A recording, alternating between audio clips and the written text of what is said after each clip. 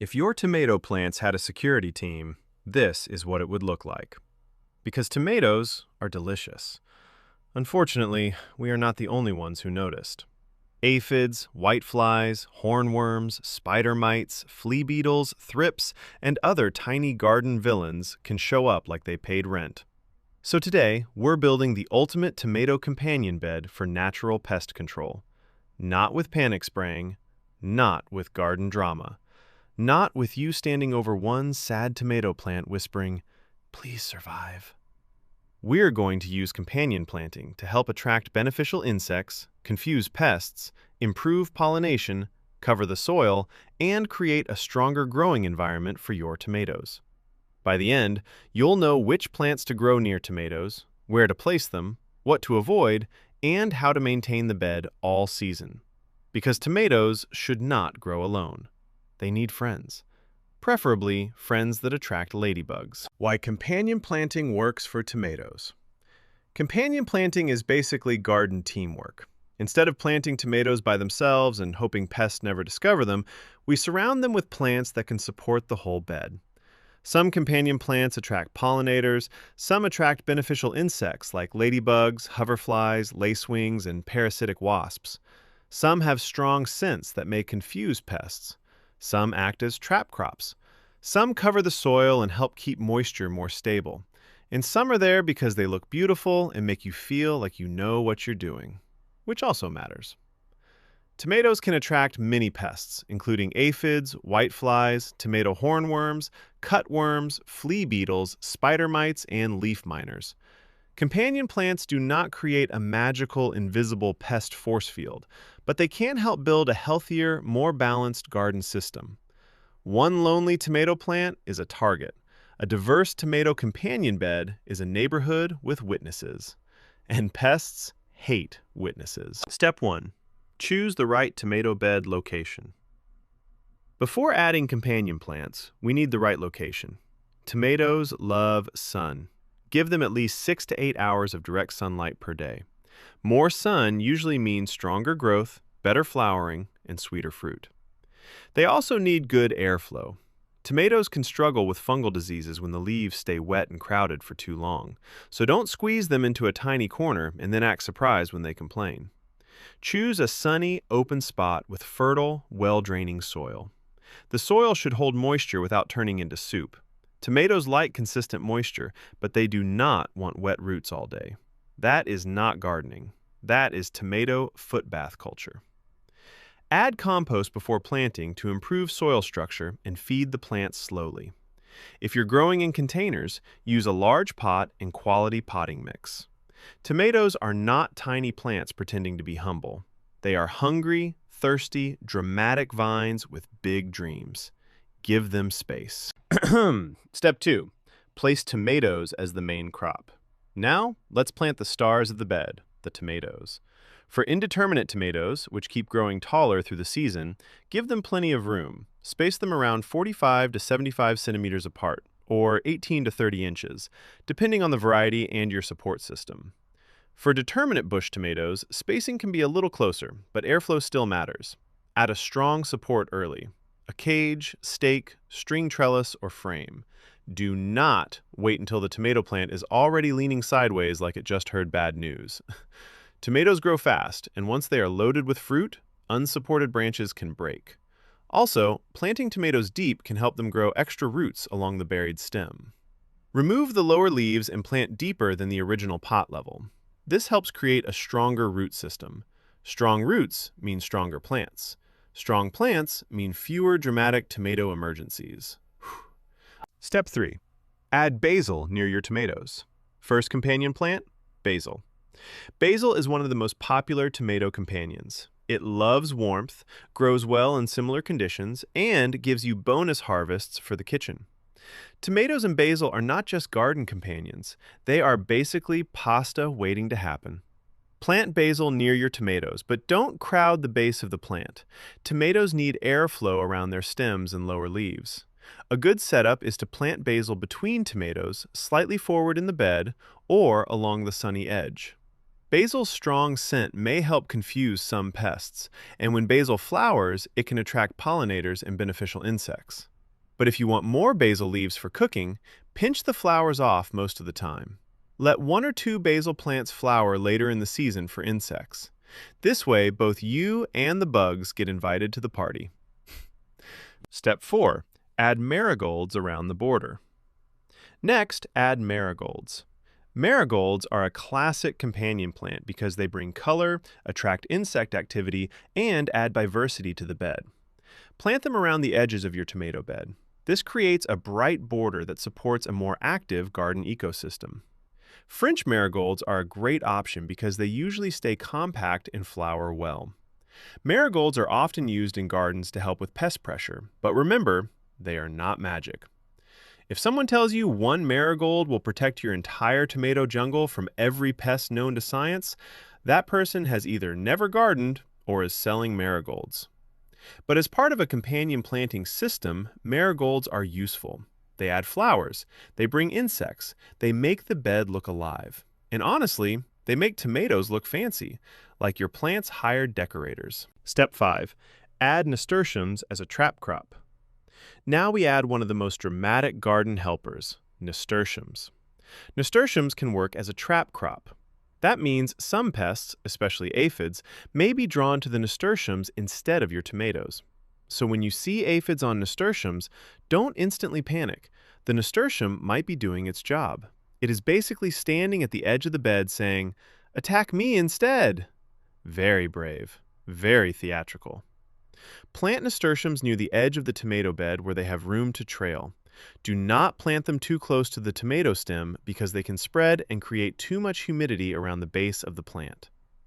If a nasturtium gets heavily infested, you can prune off affected leaves or remove part of the plant. The goal is to spot pest pressure early and keep it away from becoming a tomato takeover. Nasturtiums are the decoy, tomatoes are the treasure. Protect the treasure. Step 6. Add flowers that attract beneficial insects. Now we need to invite the good bugs. Beneficial insects can help control pests naturally. Ladybugs eat aphids. Hoverfly larvae eat aphids. Lacewing larvae eat soft-bodied pests. Parasitic wasps can help control caterpillars and other pests. Tiny insects. Big attitude. To attract them, plant small flowering herbs and flowers near your tomatoes. Great options include dill, coriander, parsley, calendula, sweet alyssum, yarrow, chamomile, borage. These plants can bring in pollinators and beneficial insects, especially when they flower. The key is to let some herbs bloom. I know it hurts when coriander bolts. You feel betrayed.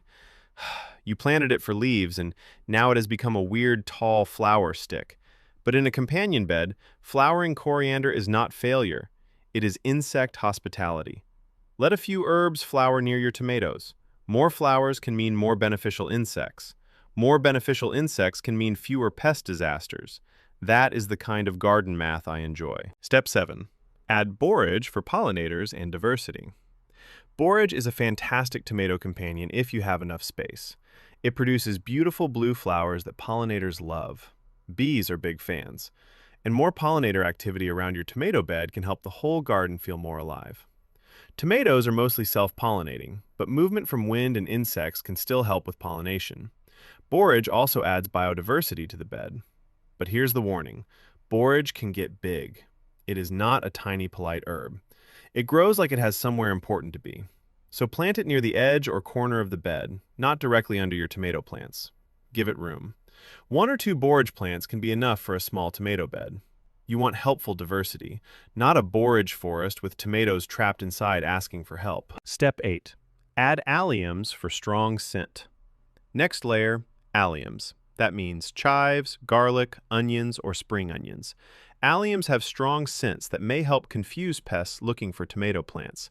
Chives are especially useful because they stay compact and produce flowers that attract pollinators. Plant chives near the corners of the bed or between flowers along the edges. Spring onions can be tucked into small gaps. Garlic can be planted nearby, depending on the season and layout. But don't overcrowd the tomato roots. Tomatoes are heavy feeders. They need nutrients, water, and airflow. Companion planting is not about stuffing every plant you own into one bed and calling it a strategy. That is not biodiversity. That is plant traffic. Use alliums as part of the system, not as a root zone invasion. Example tomato companion bed layout. Here's a simple tomato companion bed layout you can copy. Place tomatoes in the center or back row, depending on your sun direction. Make sure taller tomato plants do not shade everything else. Add basil between the tomatoes or slightly in front of them. Plant marigolds along the front border. Add nasturtiums on one side as a trap crop. Place chives or spring onions in the corners. Add sweet alyssum near the front edge as a low-growing flower. Plant calendula, dill, parsley, coriander, yarrow, or chamomile nearby and let some flower. Add one borage plant near the corner if you have space. Then mulch around the tomato plants, keeping mulch slightly away from the main stem.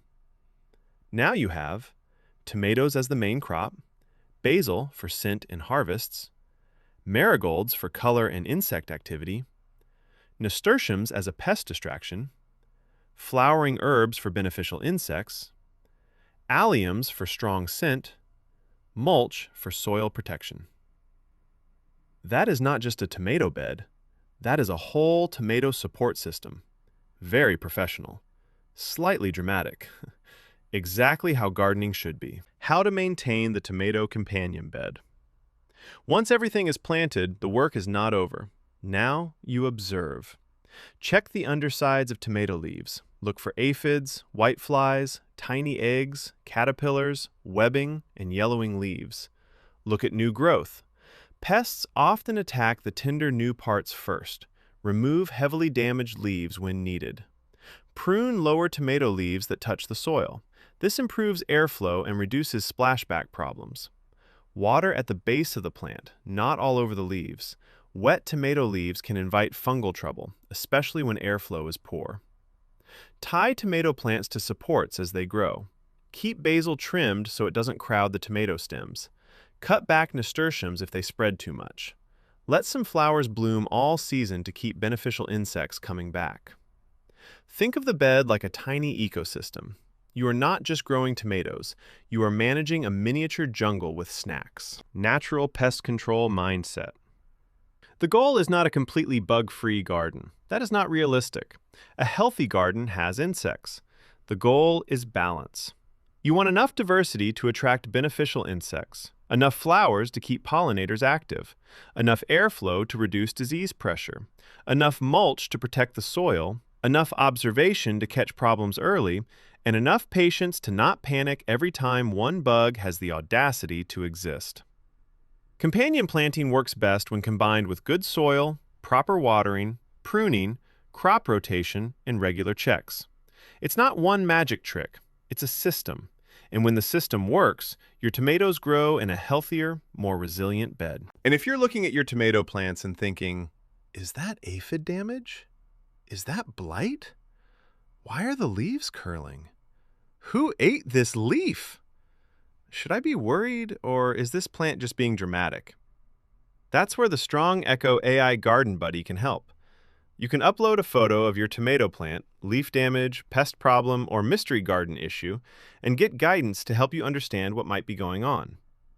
The AI Plant and Pest Identifier can help you spot possible issues earlier, learn what to check next, and take better care of your garden. Because natural pest control starts with observation. And observation is much easier when you have a garden buddy in your pocket. You'll find the link in the description. So if you want healthier tomatoes this season, don't just plant tomatoes. Build them a team. Add basil for scent and harvests, marigolds for color and insect activity, nasturtiums as a trap crop, alyssum, dill, coriander, parsley, calendula, borage, and yarrow to attract pollinators and beneficial insects, chives or spring onions to add strong scent and diversity. Then keep the bed sunny, mulched, watered, supported, and well-spaced. That's how you create the ultimate tomato companion bed for natural pest control. Like and subscribe for more gardening tips, tomato growing guides, companion planting ideas, and updates from our garden. And remember, you do not need a perfect garden to grow great food. You just need to start, observe, learn, and improve.